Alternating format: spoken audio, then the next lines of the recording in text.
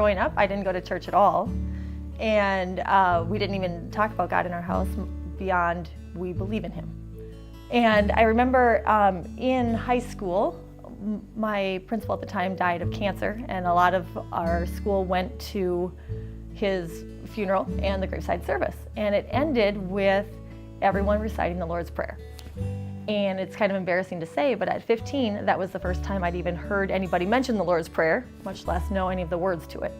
Everybody around us was saying the Lord's Prayer, including my mom. And I had no idea what they were saying.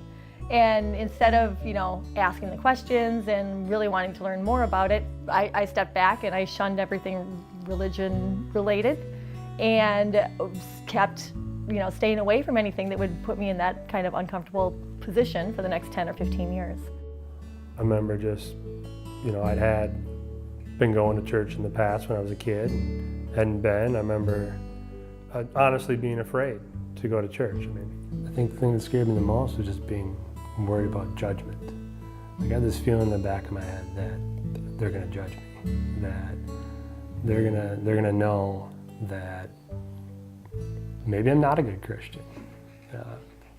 Maybe I don't have a good relationship with God, and here I am coming to church. When Aiden was born, in the tradition of always wanting to give your children more than what you had growing up, I knew I wanted to find a church community and a community that would really support us and support him as he was growing up. I remember walking into the service, and I felt like I was being spoken to. And I remember Kevin, the pastor, talking about the story of how the song Amazing Grace was written by someone on a slave ship and how he felt the need for grace in his life. And I remember feeling connected to that thinking, wow, I could use some grace in my life.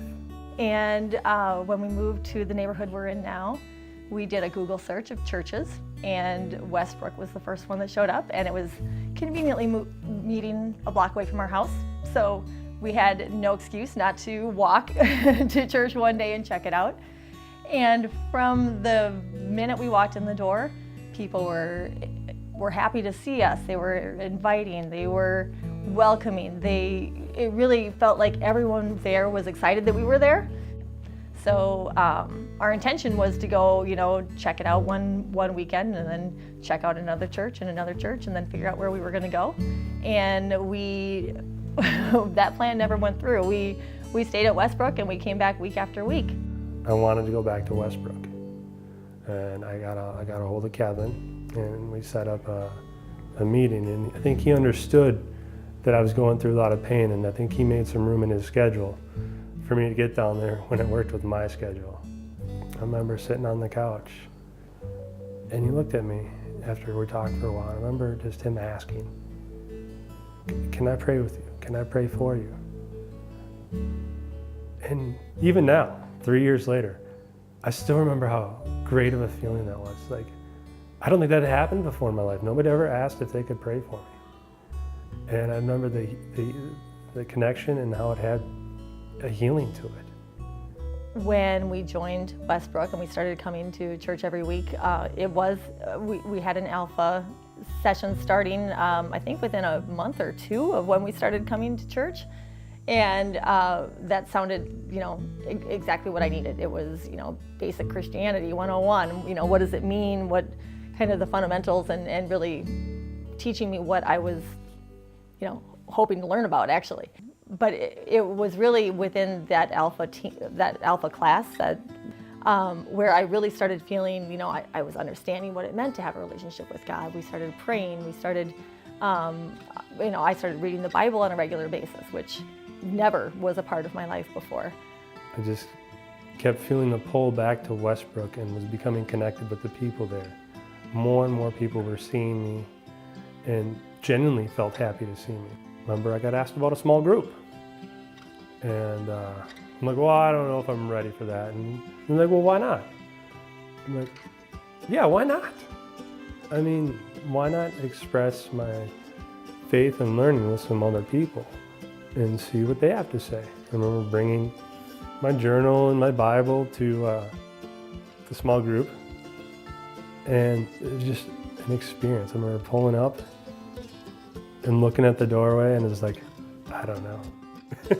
But I felt pulled to the connection, and I went to the small group, and I really learned how the Bible was set up, different parts of it, and how learned about more of Jesus' life, and we talked about why things happen for a reason, and how other people connected to it.